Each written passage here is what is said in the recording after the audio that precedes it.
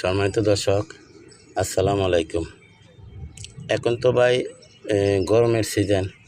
এইখানে আমরা সর্ষা শাক কন পালং শাক বা কোনো রকম শাকে আমরা পাবো না। তাই আমরা অনেকে আছে শাক পাতা সবসময় আমাদের খাই, পছন্দ করে খাই। আমাদের অনেকে আছে শাক পাতা, মাংস থাকলেও শাক পাতার প্রয়োজন পড়ে। তো আমরা এই কারণে এই যে আপনাদেরকে ভিডিওগুলো দিই যে এখন এই সিজনেও আমরা এই যে মূলার শাক করছি বা এটা করছি ওইটা করছি, বিভিন্ন শাক সবজির ভিডিও দেই আপনাদেরকে কন্টিনিউ, এই কারণে দেই।